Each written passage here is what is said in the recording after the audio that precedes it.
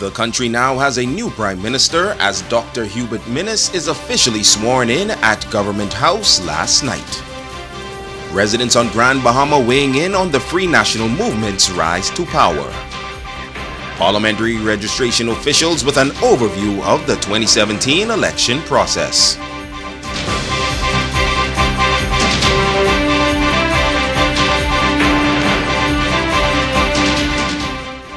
This is the Bahamas Tonight, the Northern Edition. Good evening all. I'm Shashina Roll. As always, it is so great to have you with us.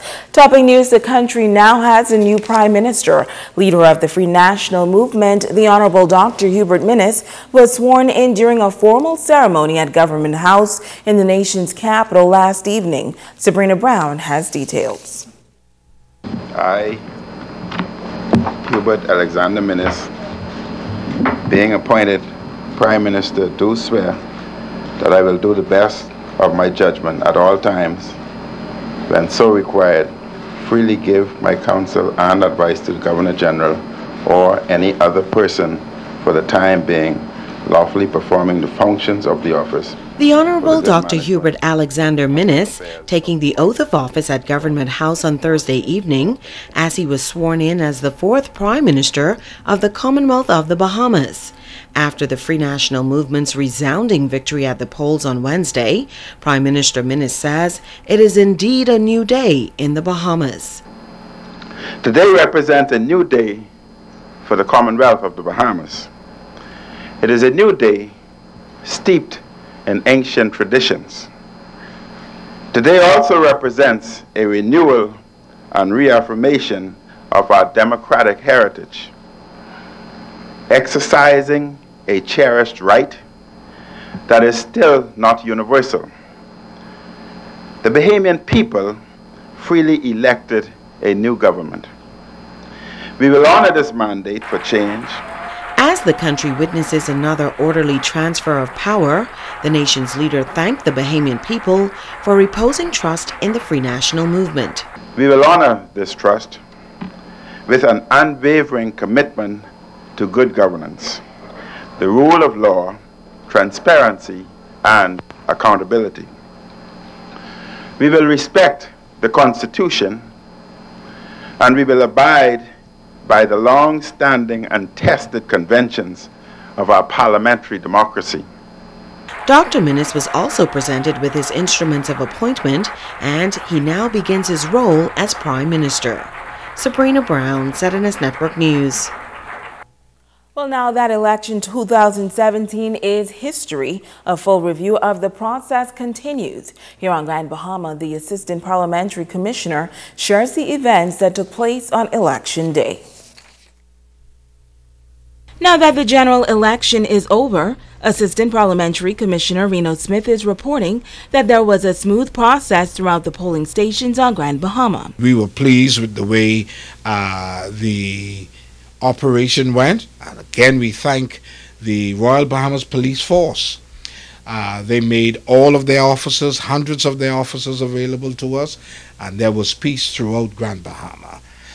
The results unofficially were turned into Nassau. They should all be certified and gazetted early next week, and so we will have all of the official results publicized for all and sundry to be aware. For those who like to save these scores for posterity or whatever, they would have the official scores next week. Smith says he and his team implemented an initiative to ensure that those who were disabled, pregnant, the elderly, or sick were able to proceed to the front of the line. If you would recall, election day was exceptionally hot, and we didn't want anyone to faint or have any medical complaints, and so the Bahamian people here in Grand Bahama were very receptive. We had some 50 patients who were allowed to leave the RAND on election day just to vote and to return, and so we were happy that they were able to go right in front of the line, get in quickly, return. He also took the time out to congratulate the new Prime Minister. And I'd like to take this opportunity to congratulate the Right Honorable Hubert Alexander Minnis, the fourth elected Bahamian Prime Minister of this beautiful country, and to congratulate him and his team on becoming the government of the Bahamas. And finally, I'd like to thank the Bahamian people for working with us. Smith says he is also grateful to his staff for their hard work and dedication during this time.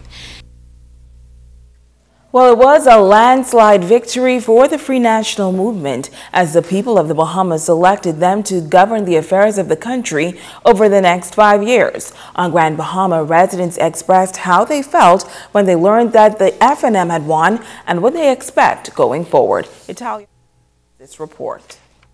The election, that was a joyful election. The best election I have ever seen. The unofficial results of the 2017 general election reveal that the Free National Movement has captured some 35 of the 39 seats. This election was a big victory for the FNM here on Grand Bahama, as it marks the second time that the party has won all 5 seats on the island. Now, some residents say when they heard that the FNM had won, they were excited, while others say they were disappointed. Not quite surprised, but I was expecting it. The only one that I was a bit concerned with was the one at the West End. But since we take it all, as we have always known, this is the FNM country, so we take it back. Really was surprised. I was hoping the PLP would at least take 2 and Grand Bahama would take 3, but caught me off guard. When the people speak, God speak. But God was so strong in this election. I would not have been surprised if we had woken up yesterday morning and they said it was a clean sweep. I'm disappointed, but I accept whatever life has to offer. But on the other hand, I'm not changing what I'm saying. I'm banking right now on the 12th of May under the PMP regime that I have made money in the Bahamas and I have succeeded. I have came from a blow of 10 years of not knowing what to do in desperation. This is the 12th I'm banking. I want to know and see, and I'm going to watch to see when again I will be able to deposit and bank.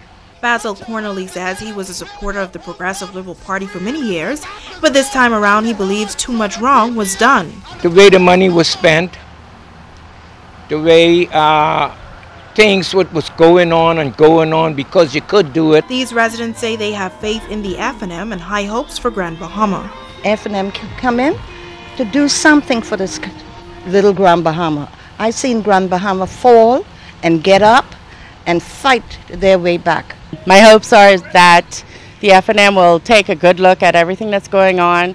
We need more investment, but we also need the type of investments that's going to stay long-term, not short-term. Italia Hall, ZNS Network News. Stay with us. There's more news right after this.